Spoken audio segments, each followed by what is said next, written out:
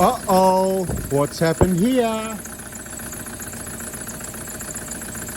Definitely running her off the way it's shaking around, right?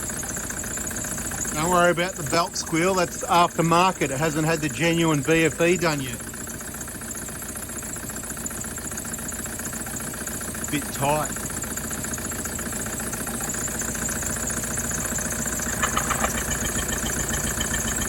Uh-oh, everybody that watches 4x4 diesel knows that's a cracked piston. The exhaust is meant to go at the other end, not out this end. Let's have a look at the other end.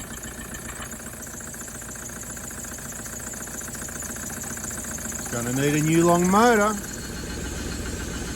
Yep. See that poof, poof, poof, chuff, chuff, chuff?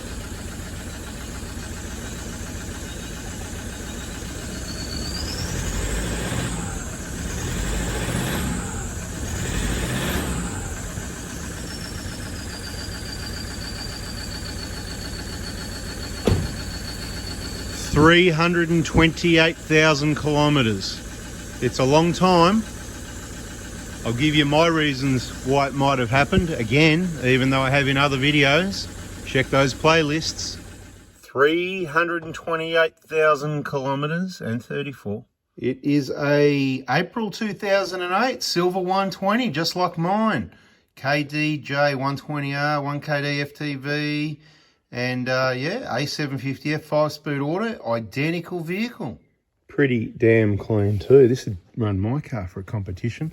People want to have seat covers, spend all the expensive money on seat covers and, you know, get a 120. Look at it. It's beautiful. This is the sort of car we want to work on. It is here for an engine replacement. It's been towed from Sydney, about $1,000. Not much money to pay when really, you know, to get the job done right the first time with a new long motor, with the installation 100% the right first time, job done, no mucking around, no kids. Bit of wear and tear on there though, but that could be the handbag. What do you reckon? And of course seat covers in the back because, you know, you got the kids in the back and they just don't keep it as clean, do they? Look, there'll be some videos on this vehicle, but let's just have a quick look around it. It's got the long SCV, that's great. Probably got it for me. Probably got injectors from me at some point. Probably could have been years ago when it was due. Okay, so people are going, so what's happened here? What's happened? Well, check the playlists. Injector information, engine, what's a playlist called? Cracked pistons or free engines or something along those lines. Check the playlists. Aftermarket hoses and clamps, whatever. That's not going to be the cause of any problems. But that came with the new radiator because it's been replaced possibly for that. New radiator is good, bit more airflow. We've talked about airflow before, and that is one of the contributors. It got the radiator recently. Coolant down a little bit. Not sure how old the radiator is, but yeah, it was recently. So it's not going to need a radiator as part of this job. I think it might have even had the BFE. I'm going by memory here, got lots of people. All right, let's have a discussion about it. Try and make it quick, but for those that want more info, check the playlist. That's what you're going to do after you watch this video. If you want more, if it's too much waffle, then mate, those people are gone already. For the people that aren't gone already, I just want to let you know at this point, we're closing up at the end of June for another break. That'll give us some time to finish off the work, do all the maintenance, restock all the parts, take a break and all that sort of stuff, and we'll be back on deck. We'll take the whole of July off and some of August. Not sure when we're going to be back, so you just need to stay tuned on the videos and the Prado Hospital Facebook page, and your best dates to get any of those parts kits, if it's not already too late when this video comes out. I think it's the 17th and the 24th of June, if they're Mondays, right? The 17th and the 24th. Bada bing, bada boom. That's what happened here, bada boom. Why did it happen? Okay, so the vehicle is 16 years old. That's a long time. That's a lot of kilometers, 320 odd thousand. How much towing has it done? Did you notice? Has it got a tow bar on the back? Yes, no, maybe. Let me know in the comments because I didn't take a look. I'm pretty sure there would be. Tow bar, Anderson plug, all that sort of stuff. You know what I mean? It's probably done some towing and that's okay. You can tow with 4 cylinders, but if you've got a 4-cylinder in a big 4-wheel drive with a big caravan, you better make sure everything's Mickey Mouse. So if you've done your injector maintenance, you've put yourself in the best position because it's well documented by Toyota that wrong combustion caused by the injectors is the cause of cracked pistons, okay? Now that was the old cause. The new cause far exceeds that problem. Is the old problem also chips, always chips was the biggest contributor. And now with this whole remapping tuning thing, that is the biggest out of all the cars we see and hear of, yep, you know, tunes, remaps all the time. So be very wary of that. Each to their own. You can do whatever you want to do. There's different tuners that, you know, if you do it right and all that, look, it's up to you. You people work all that out. I'll just tell you what we know, and that is from what we see and hear, specialising in these engines on these vehicles. Most of all the crack pistons we hear of have got a chip tune, remap, that sort of thing. If not that, it's old flogged injectors. They're not following the maintenance program. This one has done the maintenance. I can't remember if they've been replaced once, twice, how long ago, whatever, but they've been replaced at least once. So it's, let's say it's sort of pretty much well following the maintenance. I mean, the radiator's been done recently. It's got aftermarket hoses and an aftermarket timing belt. So not fully following the program, but that's not going to be the cause of a cracked piston. What are the causes? As we said, chips, tunes, remaps, old flogged injectors. If it's not that, how long were the old injectors? How bad were they? Did they wait till they were noisy before they changed them? Were they checking the readings? Was it the previous set that already, you know, done some damage to those pistons, metal fatigue? And then obviously it's running really well with the new injectors and it just prolonged its life. So by replacing them, you have put yourself in a good position. But if you've done it late, there's always a risk. And even if you haven't, there's other contributors like I've talked about, just briefly we'll touch on it. Airflow through to the engine. If you've got aftermarket bull bars, aftermarket spotlights, light bars, winches, winch controllers, number plates, blocking those airflow minimal areas that are left on bull bars, all that sort of stuff is all contributors. The way you drive it, whether it's towing, the book says to tow only in fourth. That's 1-to-1 gearing, no overdrive, okay? If you go outside that, now I'm going to tip that in the 16 years and whoever's owned the car, probably 2 or 3 different owners usually based on averages, not everybody's always done the right thing. So more contributors, as soon as you let it go into overdrive, oh, but flat ground, it was doing it easy. It was only 1500 RPM, you know, it was doing it easy. But the EGTs are high. The diesel engine's working, it's got the torque, but when it's low down, torquing it up, that's when it makes the heat. And of course, that over time, another contributor. Even if it's running in perfect condition, if you were to put a 2.5, 3 ton, well, you can only put 2.5 ton on this, 2.5 ton, but people overload it. But anyway, let's say everything was in peak condition, stock standard, and you did your injectors every 150k and you had a 2.5 ton caravan and you towed in fourth, I reckon you could go around Australia continuously till the end of times and you wouldn't have a problem. But there's all these variables, right? So the reduced airflow, the possibly letting it go into drive and, you know, that sort of thing. It's the injector maintenance.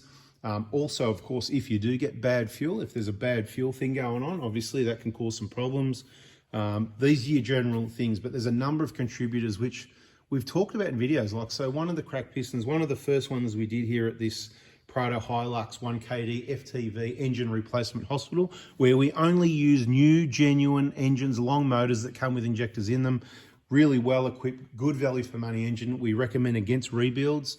Okay, so any of the rebuild options, make sure when they say, oh, the new motor we send you, is it really new? Or is it a rebuilt new motor, like some rebuilt new injectors, right? So just be careful, you can do whatever you want, but we recommend only new, genuine stuff and just do it right the first time. So this is just going to be a waffle video. So let's wrap it up. There'll be more videos maybe on this one, maybe not, or on other vehicles. Unfortunate one, was he in the crack piston fund? No, if you don't know about that, get onto your maintenance, find out about the crack piston fund. We haven't had a crack piston for ages, it seems, but I'll tell you what, we got one just the other day. So he's in the VIP gold class. That's once you've made a decent contribution to the crack piston fund, which is just, you're just giving money away. It goes into a separate account and we just got some engines sitting there. And you know, you might get a free engine, you might get an engine half price, you might get an engine installed for free. It all depends on how much contribution, how many crack piston we've had, what the balance is, how many engines we've got, all this sort of thing. You might even get labor included, and there's some other little extras we talked about in another video. Those people know what I'm talking about. So, but we did have one just in recent days. I believe he's on New South Wales East Coast, and he said that he's made a contribution. He's in that group, but we need to know how much, and this is all the thing. There's no guarantee. It's not an insurance company. It's no insurance, no guarantee.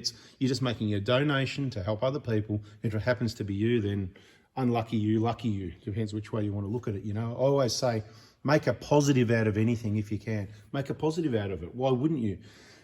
Anyway, bada bing, bada boom. I don't know what else I can say. Crack piston fund, VIP group, maintenance, new injectors only with fuel pipes, new engines, please. You know, just do it right the first time, and you're probably not going to be like this. Like I said, there's always a reason. There's always a reason.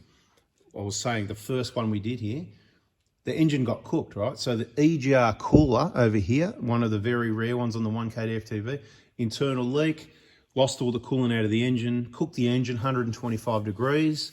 But guess what? Found the leak, fixed it all up, filled it with coolant. Hey, it's running right. It did thousands of kilometres before it let go, but it cracked piston, of course. And that, I think that was, I don't know if it was the first or one of the first ones we did here, you know, about a year ago, right? We're not chasing to do heaps of engines. We'd rather do the preventative maintenance, but if you need an engine, that's why we're set up to be able to help you out for the people that listen, because there's no point if you know, it does happen to you and you just got to get one of these rebuilds because no one else has got any good options, or, you know, you're careful where you go because you'll end up with things you don't need. Like one of the ones I looked at recently that had an engine, I think it was in a video, they replaced the supply pump. I'll just say waste of a couple of grand, whatever is down there for the supply pump. There'd be nothing wrong with it. But anyway, that's okay. Where you could have put that towards a turbo, I'd be more, see on this one, to be quite honest, 328,000 Ks, that's a lot of Ks. If there's no history of the turbo being changed, this is one where I'd go, we're putting a new motor, let's put a new turbo on. I know it's an extra 3 grand, but that's discounted price, you know, instead of 3.6, 3.8, whatever they are, they're bloody expensive, and free labour, because while the engine's out, the turbo's coming off anyway, free labour, where if we put it in, we've got to do all that all over again. Another job that starts at 8 o'clock in the morning, finishes about 3 o'clock in the afternoon. Guess what? That labour ain't cheap, and you know, then you lose the coolant all over again, or you want to try and catch it. Oh, there's only a little bit of dirt in it because it ran off your bash plates, or you know what I mean? It's just yuck. So you lose all your coolant, all this all over again. So something to have a think about if you see this video in time. That's one of the things I would do. This is an awesome clean vehicle. This is even kind of cleaner than mine. Always garage, less trips, less thrashing. Mine gets looked after really well, and it's probably had some more maintenance than what this has had, but this vehicle is very clean. We love to see vehicles like this. I'm waffling now, so catch you in the next video. Subscribe, turn the bell on. Bada bing, hit the like button, and write bada bing, bada boom for this one in the comments. See ya.